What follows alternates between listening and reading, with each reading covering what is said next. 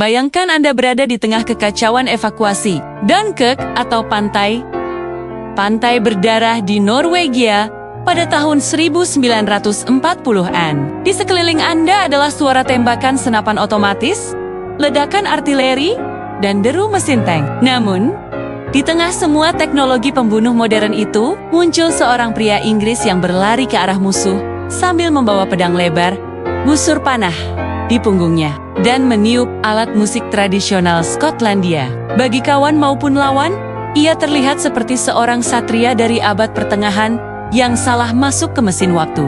Namanya adalah Jack Churchill.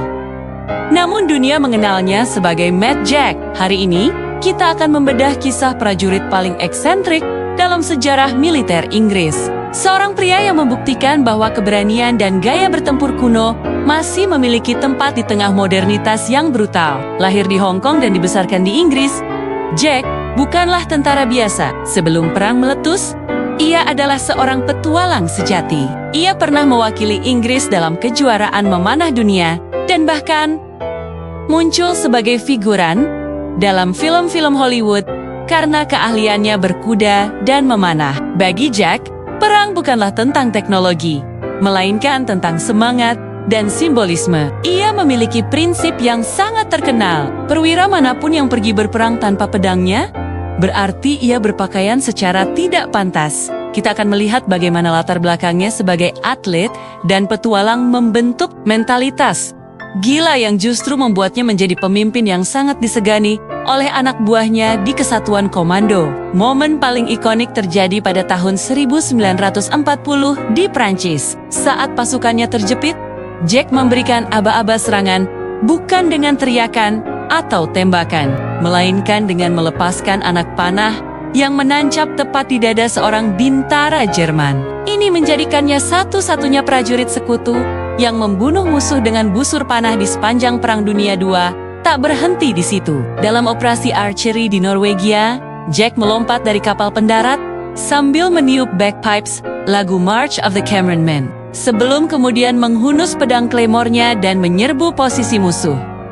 Aksi-aksi ini bukan sekadar pamer. Ia menggunakan elemen kejutan dan ketakutan psikologis untuk meruntuhkan moral lawan. Kisah Mad Jack hampir berakhir tragis ketika ia ditangkap di Yugoslavia setelah terjepit di atas bukit sendirian sambil terus memainkan bagpipes hingga pingsan karena ledakan granat. Ia dikirim ke kamp konsentrasi Sachsenhausen karena dikira memiliki hubungan kerabat dengan Winston Churchill. Namun, Jack tidak bisa dikurung. Ia mencoba melarikan diri berkali-kali, merangkak di bawah kawat berduri, dan berjalan kaki ratusan kilometer menuju Italia sebelum akhirnya ditemukan oleh pasukan Amerika. Bahkan, setelah perang hampir usai, ia mengeluh dengan kalimatnya yang juga melegenda. Jika bukan karena orang-orang Amerika sialan itu, kita bisa meneruskan perang ini selama 10 tahun lagi. Jack Churchill wafat pada tahun 1996 di usia 89 tahun. Ia meninggalkan warisan tentang apa artinya menjadi berbeda. Di tengah dunia yang semakin mekanis, Jack adalah pengingat akan aspek manusiawi dan individualitas dalam perjuangan. Ia bukan sekadar orang gila. Ia adalah simbol ketangguhan dan kepercayaan diri yang luar biasa. Kisahnya mengingatkan kita bahwa terkadang senjata paling ampuh di medan perang bukanlah peluru, melainkan semangat yang tak tergoyahkan. Terima kasih telah menyimak kisah sang satria terakhir di Perang Dunia II.